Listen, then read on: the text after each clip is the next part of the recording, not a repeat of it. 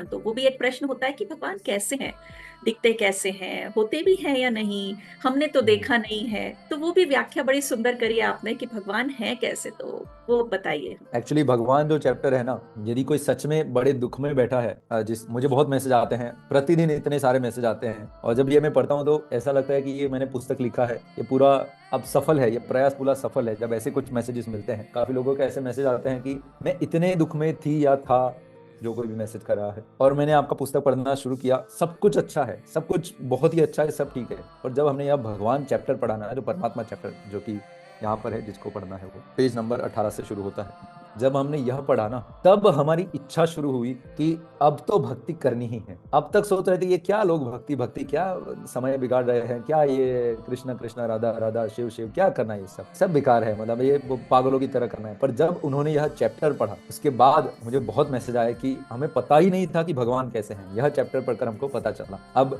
जिनको पूरा जानना है वो आप पुस्तक में ही पढ़ पाएंगे, यही हम पूरा तो डिस्कस कर नहीं पाएंगे, पर हमको थोड़ा आपको थोड़ा ब्रीफली बताते हैं कि भगवान कैसे हैं। तो भगवान की व्याख्या देखिए ना, तो अकेला सनातन धर्म को छोड़ो, आप सारे धर्मों को देख लोगे ना, तो एक ऐसी व्याख्या है जो सारे धर्म अग्री करते हैं। ऐसा नहीं है कि कोई ये बोलता है ये बोलता है, एक ऐसी व्याख्या है जो सारे धर्म अग्री करते हैं, जो कि वेदांत सूत्र का 1.1.2 जो सूत्र है उसके अंदर बताया गया है, जो है यहाँ पर हमने लिखा है, जन्मांधस्य यतः, मतलब कि जन्म आदि आस्य यतः।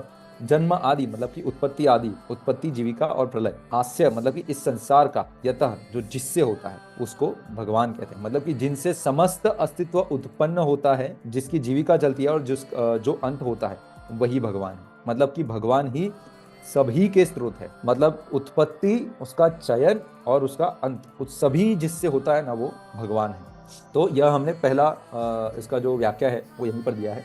अब सोचिए, इस दुनिया में सब कुछ प्रत्यक्ष अप्रत्यक्ष, मतलब कि परसीवेबल नॉन परसीवेबल, कहीं ना कहीं से तो आया ही है, सजीव हो या निर्जीव, सबका एक स्रोत तो है ही, जहां से उन सभी की उत्पत्ति हुई। उसका उत्पत्ति बिंदु जब आप खोजते हो तो वहां पर पता चलेगा कि वो चीज भी कहीं और से आती है। अब उसको भी आप ढूंढोगे तो वो भी कहीं और से आती है, उसको भी ढूंढोगे तो उससे भी ऊपर एक आपको उसका स्रोत मिलेगा।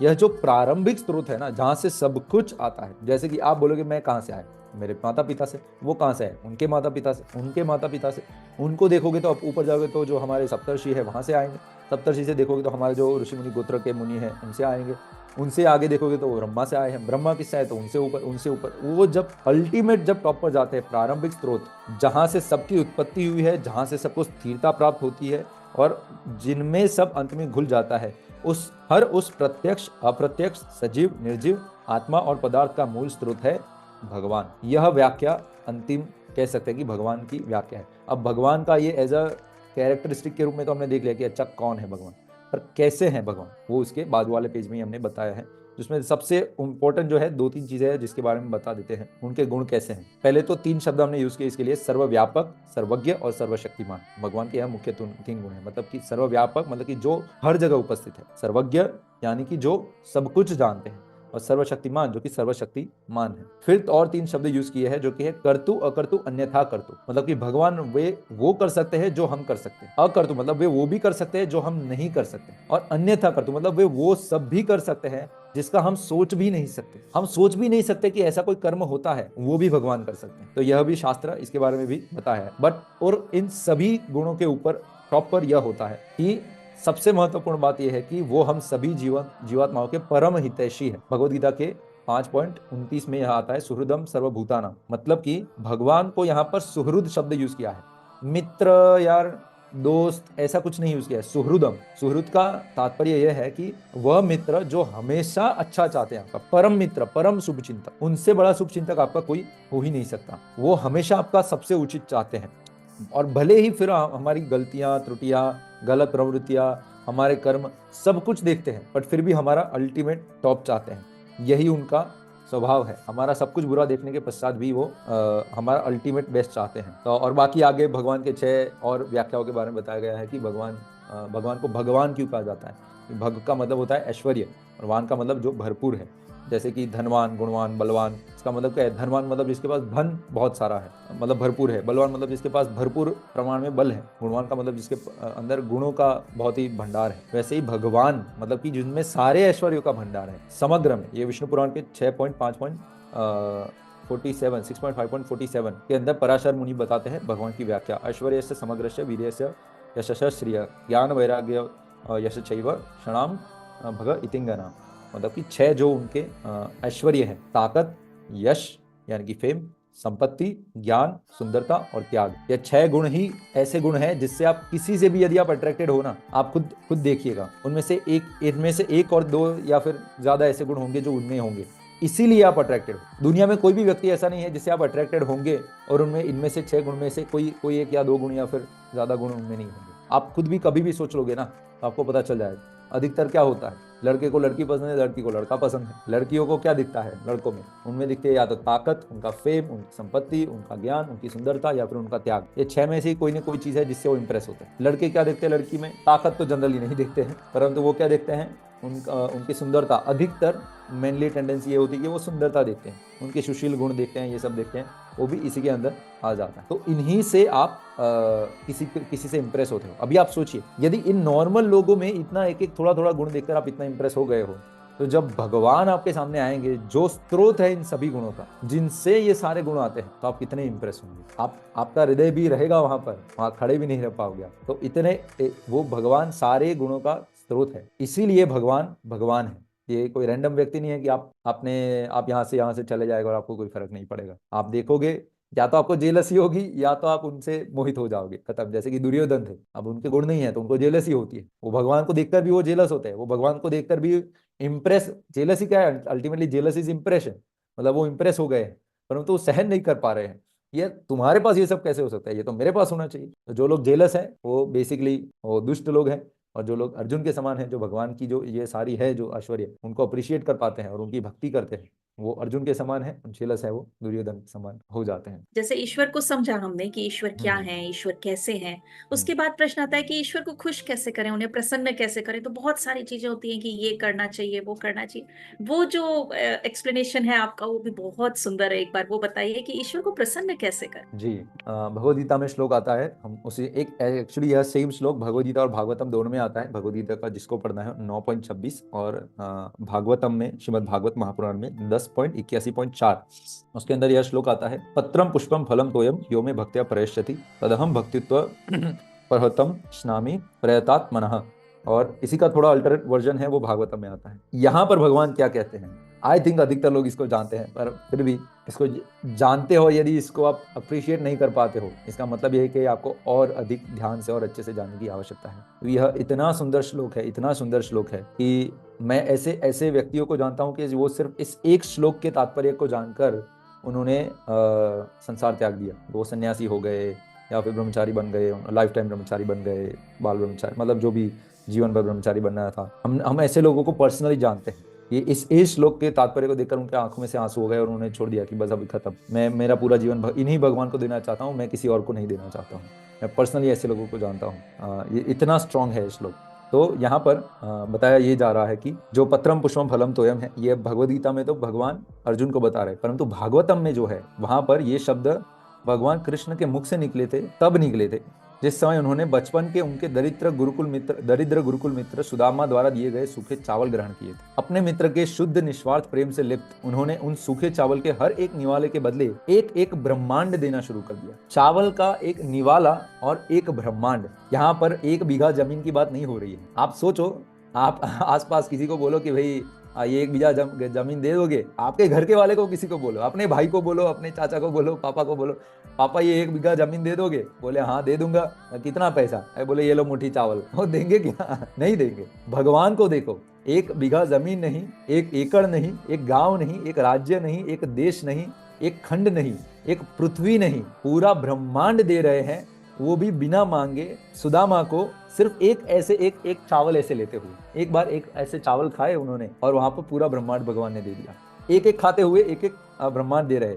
यहाँ तक कि स्वयं माँ लक्ष्मी को उन्हें रोकना पड़ा, तब जाकर वे रुके, नहीं तो केवल मुट्ठी भर चावल के लिए अपने मित्र को वो सारी सृष्टि दे देते। भगवान को खुद को पता भी नहीं है कि वो ऐसे ऐसे करते करते पूरे ब्रह्मांड दिए जा रहे हैं। उनके संतोष उनको इतना हो रहा है कि इतना प्रेम मेरे भाई, मेरे मित्र और भाभी का, इतना प्रेम, इतने प्रेम से तांदुल दे रहे हैं मुझे, इतने प्रेम से यह सूखे चावल दे रहे हैं, इतने स्वादिष्ट लग रहे हैं कि ये इतने सारे हजारों भोग जो मुझे लगते हैं उनमें इतना स्वाद है ही नहीं। उसका उसका करोड़वा भाग भी इस चावल का करोड़वा भाग भी उन सारे इन भोगों में नहीं है जितना इसमें है। तो उन्होंने सिर्फ एक मुट्ठी मुट्ठी से लेकर वो सारे इतने सारे ब्रह्मांड दे रहे थे। फिर माता लक्ष्मी ने उनको रोका, बोले स्वामी रुको रुको, हमें भी खिलाओ, आप खाओगे तो ये पूरा सारा चला जाएगा, फिर हम क्या करेंगे। माता लक्ष्मी चंचल है ना, उनको तो थोड़ा आजकल की पत्नियों जैसा ही है माता लक्ष्मी का। सबको चाहिए कि भाई क्या बोलते हैं, पति कैसा भी रहे, हमको चाहिए हमें अच्छे कंफर्ट में रखो, जो कि जरूरी है, क्योंकि हमेशा घर की लक्ष्मी को आपको हमेशा ज्यादा कंफर्ट में रखना चाहिए, तभी माता लक्ष्मी भी खुश होती है। या ज्योतिष शास्त्र में भी बताया जाता है कि घर की स्त्रियां हो ना, उनको हमेशा ज्यादा कंफर्ट में आपको रहना चाहिए। पुरुष के तौर पर आप डिस्कंफर्ट में रह लो चलेगा, परंतु स्त्रियों को हमेशा रखना चाहिए। हालांकि पहले यह डिमांड नहीं होता था, आजकल यह डिमांड होता है। तो ये इसके भी बहुत लोग कहते हैं कि प्रभु क्या करे क्या करे। हमको यही बोलते हैं कि भले वो मतलब आपको पता नहीं है, पर आपको यह जानना चाहिए कि एक पुरुष के तौर पर यह आपका कर्तव्य है कि आप अपनी घर की स्त्रियों को आप उनको अटमोस्ट कंफर्ट दो। यह आपका कर्तव्य होता है। आपको ऐसे नहीं जानना चाहिए कि अरे ये ऐसा है, क्योंकि आपको पुरुष शरीर कठिन होता है। आप बायोलॉजिकली देखो तो पुरुष के शरीर की जो स्किन की थिकनेस है ना, वो वुमेन से 40% ज़्यादा थिक है, 40 या 45% ज़्यादा थिक होती है। वैसे ही उनके पुरुष की अपर बॉडी की स्ट्रेंथ वुमेन से काफ़ी ज़्यादा होती है। और बाय डिफॉल्ट टेस्टोस्टेरोन मेन के शरीर में बहुत ज़्यादा होता है, इसलिए उनका मसल बहुत ज़्यादा बिल्ड होता है। आप जिम में जाओगे तो अधिकतर पुरुष का बहुत जल्दी बिल्ड हो, स्त्रियां कितना भी कर ले उतना जल्दी बिल्ड नहीं होता है, क्योंकि उनके अंदर टेस्टोस्टेरोन है ही नहीं, जो कि ग्रोथ हार्मोन है। तो यह शरीर हमको भगवान ने दिया ही इसीलिए है, क्योंकि हम औरों को, जो लोग निर्बल है, लोगों के अंदर जो लोगों को यह शरीर नहीं मिला है, उनकी आप सेवा कर पाओ। स्त्रियों को, बूढ़ों को, बच्चों को, गायों को, ब्राह्मणों को, संतों को, इन सभी की सेवा के लिए ही हमको यह शरीर मिला, जो हमको करना चाहिए। Back to the topic. तो यहाँ आप देखिए, सुदामा ने एक मुट्ठी चावल से भगवान को प्रसन्न कर दिया था। इतना सरल है भगवान को प्रसन्न करना। कैसे? वो चावल नहीं था जिसके कारण भगवान प्रसन्न हुए थे। वो क्या था? वो जो सुदामा का जो निस्वार्थ प्रेम था। The main point here is निस्वार्थ। उनको कोई स्वार्थ नहीं था। हम भगवान के पास जाते हैं, 1000 चीजें मांगते हैं, भगवान ये दे दीजिए, वो दे दीजिए, वो वाली लड़की मेरे को दिला दीजिए, वो बोले मेरे को वो लड़का दिला दीजिए, मेरी वो ज़मीन वो हड़प लिया है, मुझे वो ज़मीन वापस दिला दीजिए, वो वाली जॉब मुझे नहीं मिल रही है, कल इंटरव्यू के लिए जा रहा हूँ, मेरा वो जॉब दिला दीजिए। ये सारे स्वार्थ वाली भक्ति करते हैं। सुदामा ने क्या किया? वो तो मना कर रहे थे, उनकी पत्नी ने बोला था कि अरे जाओ, तुम्हारे मित्र है वो द्वारिकाधीश है, पर जाओ, वो देंगे कुछ ना कुछ तो देंगे, 2-3 सोना मोहर दे देंगे, फिर भी हमारा कुछ चल जाएगा, कुछ एक लेट्स से कुछ महीना तो चल ही जाएगा, पर 2-3 तो नहीं देंगे तो ज्यादा ही देंगे आपको, तो इतना तो सोना मोहर देंगे ही, तो आपका कम से कम कुछ साल तो चले जाएंगे, आप जाओ। सुदामा का मन नहीं था, परंतु उनको भेजा गया फिर कि आप जाओ, जाकर मांगो। तो उन्होंने मांगा नहीं, फिर भी उनका निस्वार्थ देखो कि मैं इतने समय के बाद, मैंने अब तक मेरे मित्र को याद नहीं किया, मैं उसको मिलने नहीं गया, और अब जा रहा हूँ तो भी मांगने जाऊँ, मतलब तू है मेरे पर। तो फिर वो अंत तक वो मांग नहीं पाते हैं, उनको मांगने की इच्छा नहीं होती है, वो निस्वार्थ ही है। अपने निस्वार्थ स्वभाव से विरुद्ध स्वार्थी बनना उनके स्वभाव में नहीं है। तो यह निस्वार्थ जो प्रेम है, वो प्रेम से जो दिया है, वही सारा कमाल करता है यहाँ पर। तो वो प्रेम भरे शुद्ध हृदय से दी जाने वाली हर वस्तु को स्वीकार करते हैं। यदि आपके पास एक फल भी है तो उसे चढ़ाए, यदि फल भी नहीं है तो एक फूल चढ़ाए, यदि फूलों की भी ऋतु नहीं है तो एक पत्ता चढ़ाए, और लेट्स से कि पत्ता भी नहीं है आपके पास, तो हथेली में थोड़ा पानी लेकर सिर्फ ऐसे ही चढ़ा दीजिए कि भगवान मेरे पास कुछ नहीं है, ये मैं थोड़ा पानी आपको ऑफर कर रहा हूँ। क्योंकि भक्त का प्रेम ही है जो भगवान को प्रसन्न करता है, न कि भेंट का मूल्य। अरे भगवान क्या ही है सब, हम क्या ही देने वाले हैं। जैसे कि हम गंगा में जाते हैं, अभी हम वेस्ट बंगाल में हैं, हमारे यहाँ से बहुत ही नज़दीक है गंगा। वैसे यहाँ से तो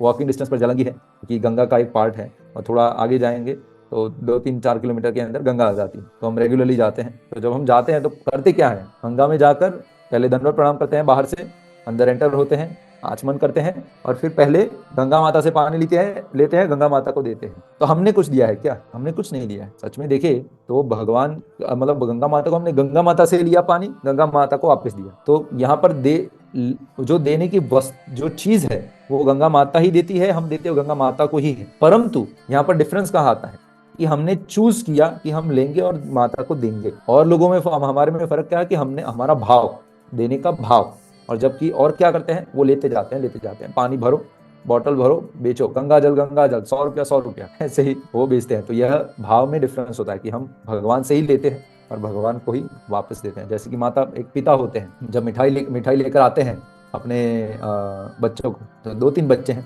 उनसे दो बच्चे हैं लेट्स से, अब एक बच्चे को दिया तो बच्चा बोले अरे अरे अरे वाह पिताजी मिठाई लाए, और जाकर खाकर बैठने लगा, कोने में जाकर खाने लगा। और एक दूसरा बच्चा है, वो खुश हो गया, अरे पिताजी आ गए, पिताजी आ गए। पिता बोले ये लो बेटा मिठाई, और वो बेटा आया और पहले मिठाई लिया और पापा के पास जाकर फिर उनके मुंह में रख दिया। बोले, पापा लीजिए लीजिए आप खाइए फिर मैं खाऊं। तो पापा बोले अरे अरे खाओ खाओ तुम खाओ, तुम्हारे लिए नहीं, आप खाइए ना, खाइए। तो जब पापा खाते हैं तो पापा ने ही दिया है पर उसने वापस दिया थोड़ा, तो पापा को आनंद कितना होता है। आप सोचो कि जब फिर वो पिता हमेशा लाना चाहेंगे कि मैं मेरे बेटे के लिए बार बार लाऊं, बार बार लाऊं, क्योंकि वो भाव है जो मैटर करता है यहाँ पर, वो चीज नहीं है जो मैटर करेगी, वो वैसे भी पिता ने दी है, वो नहीं लाते तो क्या ही आप देने वाले। सेम वे में हमारा काम यही है, हमें जितना भी चीजें मिला है ना वो सारा का सारा भगवान ने ही दिया है।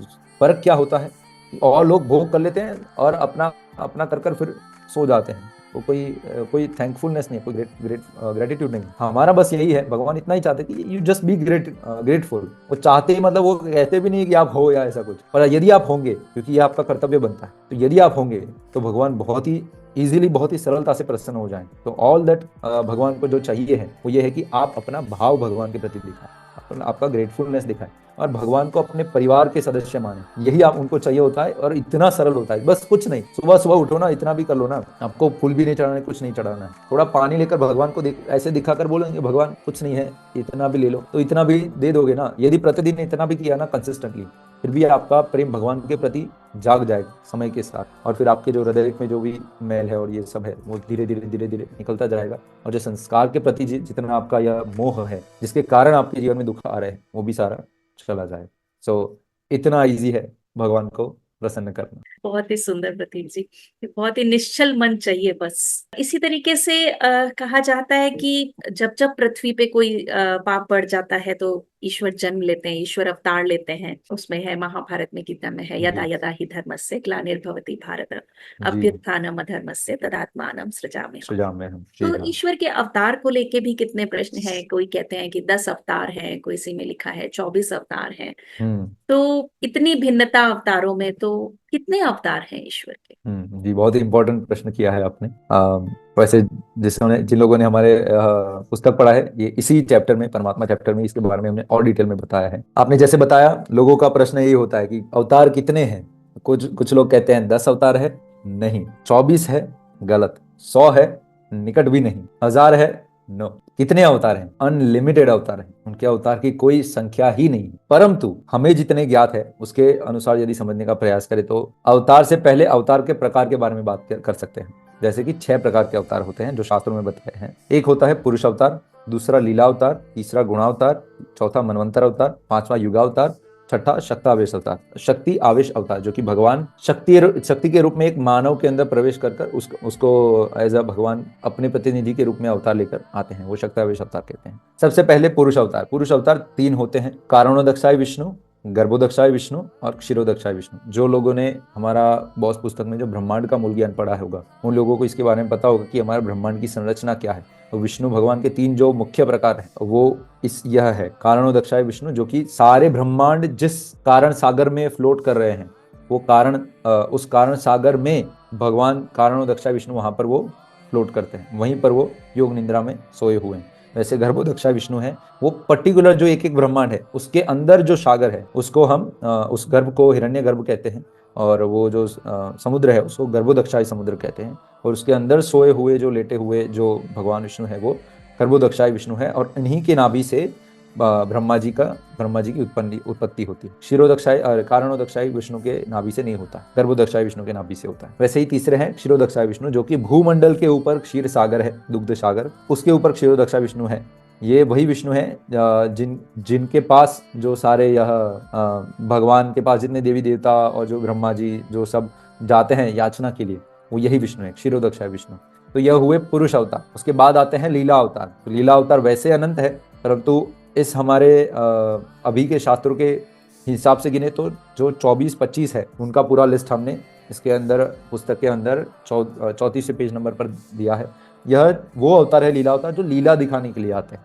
उनका मुख्य पर्पस है लीला दिखा। जैसे कि सनत कुमार नारद भी भगवान का अवतार है, लोगों को पता नहीं है। वराह अवतार, मत्स्य अवतार, यज्ञ अवतार, नर नारायण अवतार, कर्दमी कपिल, दत्तात्रेय, हयशीर्ष, हंस, ध्रुवप्रिया, कृष्णगर्भ, ऋषभ, पृथु, नरसिम्हा, कुर्मा, धन्वंतरी, मोहिनी, वामन, भार्गव, राघवेंद्र, व्यास, प्रलंबरी, बलराम, कृष्ण, बुद्ध और कल्कि। यह 25 मुख्य इस महायुग के जो अवतार है, इस मनवंतर के, यह है। फिर उसके बाद गुणावतार आते हैं, जो कि गुणों के हिसाब से भगवान अपने तीन अवतार लेते हैं हर भौतिक ब्रह्मांड में। वो है रजोगुण, सतोगुण, तमोगुण के अनुसार। रजोगुण में सृजन के लिए ब्रह्मा जी बनकर आते हैं, सतोगुण में संचालन के लिए भगवान विष्णु का अवतार लेकर आते हैं, और तमोगुण में विनाश के लिए शिव जी का अवतार लेकर आते हैं। ये 3 गुणावतार कहे जाते हैं। उसके बाद मनवंतर अवतार आते हैं कि प्रत्येक मनवंतर के अंदर 14 मनु के शासन काल में एक अलग अलग उनके अवतार होते हैं। हमारा अभी के जो मनवंतर है 14, उसके हैं यज्ञ, विभु, सत्यसेन, हरि, वैकुंठ, अजित, वामन, सार्वभौम, ऋषभ, विश्वक्सेन, धर्मसेतु, सुदाम, योगेश्वर और बृहद भानु। इनका पूरा लिस्ट है, हमने इसके अंदर इसी पुस्तक में बताया है। और जिनको यह प्रश्न है कि ये सब कहाँ से लिखा है, इसी पुस्तक के अंदर हमने सारे रेफरेंसेस दिए हुए हैं कि कौन से श्लोक से है, कौन से शास्त्र से, आपको मिल जाएगा। वैसे ही युगावतार है, हर युग में अलग अलग रंग से आते हैं। जैसे कि भगवान कृष्ण काले रंग में आते हैं, भगवान फिर इस बार गौरांग महाप्रभु जो आए हैं वो येलो गोल्डन ह्यू में आए हैं। वैसे ही शुरुआत में आते हैं तो सफ़ेद में भी आते हैं। वैसे ही काफ़ी बार भगवान श्री राम के रूप में काफ़ी बार हरे रंग में आते हैं, काफ़ी बार वो भी नीले रंग में आते हैं। वो डिपेंड करता है, तो वो युग अवतार होते हैं। प्रत्येक युग में एक युग अवतार के नाम से आते हैं। वैसे ही सत्यावेश अवतार है। सत्यावेश अवतार वो है कि वो जीव के अंदर भगवान अपनी शक्ति के रूप में प्रवेश कर कर वो होते हैं। जो हमने आगे पढ़े 24-25, उसमें से कुछ भी इसमें है। जैसे कि 4 कुमार है, वो ज्ञानावेश अवतार है। नारद जी है, वो भक्त्यावेश अवतार। ब्रह्मा जी है, वो सृष्टि शक्ति अवतार है। ये शक्ति रूप है। शक्ति रूप का भी पूरा लिस्ट है, वो हमने यहाँ पर दिया हुआ है कि किसके अंदर किस शक्ति के रूप में उनके अंदर आए हैं। अनंत शेष है, वो भू धारण शक्ति, भगवान की जो भू धारण शक्ति है वो शेष नाग के अंदर दी है, तो वो भी भगवान का सत्यावेश अवतार हुआ। वैसे ही अनंत शेष भू धारण शक्ति और शेष नाग जो वैकुंठ में है वो स्व सेवा शक्ति। फिर कपिल और ऋषभ मुनि है, उनका भगवत आवेश है, जिनका दिव्य अवशोषण की शक्ति है। वैसे ही पृथु महाराज की पालन शक्ति, वेदव्यास की ज्ञानावेश शक्ति और परशुराम जी की धूल दमन शक्ति, यानी कि दुष्टों का नाश करने की शक्ति, इस रूप में भगवान यहाँ पर आए हैं। तो फाइनली इसका जो कंक्लूजन है वो हमने इसी पेज के अंत में दिया है कि भगवान के अब आप बताइए कि निष्कर्ष क्या निकाला आपने, भगवान के कितने अवतार। तो निष्कर्ष यह होता है जो श्रीमद् भागवतम के 1.3.26 के अनुसार है कि जैसे समुद्र की लहरों की कोई सीमा नहीं होती है, वैसे ही भगवान के अवतारों की कोई सीमा नहीं होती, अर्थात कि वह अनंत है। अभी तो ये तो हमने कुछ ही की बात की है, एक्चुअली हमने यहाँ नीचे बताया है कि हमने ये जो 6 मुख्य दिखाए प्रकार, हमने अभी अंश अवतार, अंशांश अवतार, आवेश अवतार, कला अवतार, पूर्णावतार, परिपूर्णतम अवतार, इन सभी की तो बात भी नहीं की है। यह सब बात करने जाएंगे तो और भी पूरा लिस्ट बढ़ेगा, बट कंक्लूजन ये है कि भगवान के अनंतो अवतार है।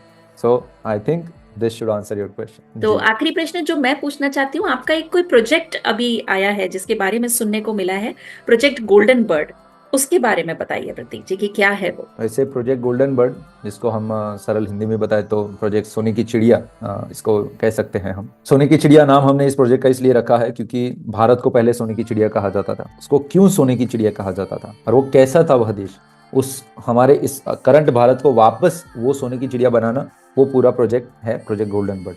और उस सोने की चिड़िया जो कि हमारा एकदम समृद्ध भारत था, जिसके ऊपर पूरे विश्व की नज़र हमेशा हमारे भारत पर रहती थी, और हमारे यहाँ से सब लूट लूट कर अपने देशों को समृद्ध बनाया, अपने देशों में सब कुछ स्थापित किया। हमारे भारत को पुनः उस स्तर पर लाना, इस प्रोजेक्ट को हमने प्रोजेक्ट गोल्डन बर्ड नाम दिया है, जिसका प्रथम स्टेप यही है कि हम पूरे भारत में गुरुकुल बनाएंगे, वापस गुरुकुल की स्थापना करेंगे। क्योंकि जो वो समृद्धि थी वो गुरुकुल से ही थी, गुरुकुल ही उसका प्रणेता था, और गुरुकुल के नाश से ही उसका अंत हुआ है। तो यदि उसको पुनः स्थापित करना है तो पुनः हमें भारत में गुरुकुल प्रणाली को स्थापित करना होगा, और जिसके ऊपर हम प्रयास कर रहे हैं। और इसी के अंतर्गत हमने वृंदावन में कृष्ण बलराम के समक्ष यह हमने प्रण लिया था कि हम हमारे जीवन में 1,08,000 गुरुकुल बनाएंगे, और जिसमें से अभी 16 बने हुए हैं, और भी बन रहे हैं। लगभग अगले साल तक 4 या 6 तब तक हो जाएंगे। और अभी हम एक नया आचार्य गुरुकुल के लिए भी हम सबसे अभी जो मेहनत कर रहे हैं उसी के लिए कर रहे हैं। तो यह प्रोजेक्ट चल रहा है, this is basically our project. और इसके लिए फिर